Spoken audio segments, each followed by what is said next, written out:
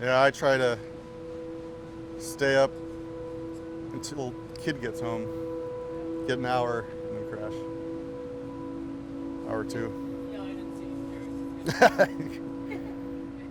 My family members, both on my mother's side and father's side, they've been all in the grape growing industry and wine industry. And so I had the pleasure of running around vineyards and enjoying that kind of setting when I was young. In those days, I was very big into sports, and so that's what guided my decision to go to college at Sonoma State.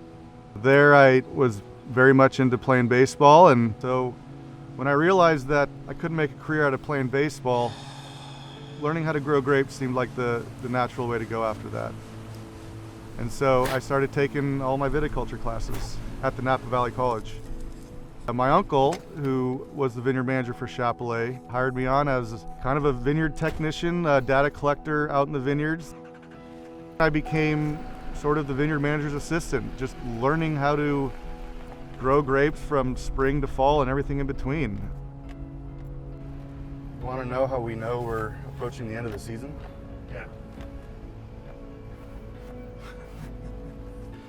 Now, as the director of vineyard operations for Chappellet Vineyard, you're in a position where you have to look at things at a 30,000-foot view.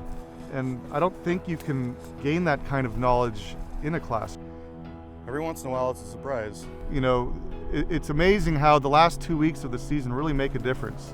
And when you choose to pick within that last 2-3, a lot of times you have to pick multiple blocks to create certain tonnage that goes into a certain take. And so, well, this is all the Malbec we have, so pick it all. Good. There is attention that needs to be paid once we approach these certain tonnages. There might be just under a ton left out here. That's my final answer.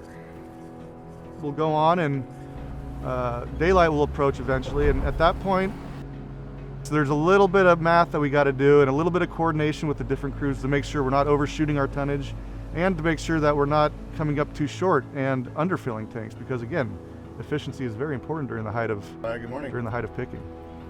Hey, just want to let you know we've finished up with 12 tons out of Malbec, but there's like 3 or 4 boxes left out there. A really awkward amount left out there, but I know we don't have tank space for it.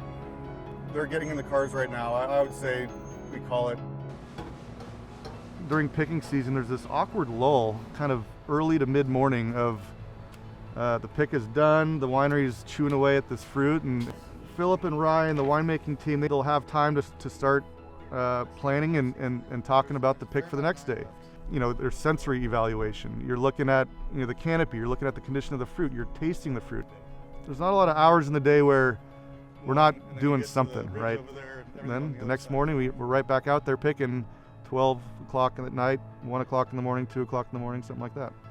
But I'd say a successful season, and proud of all the folks that were involved that were here to get it done.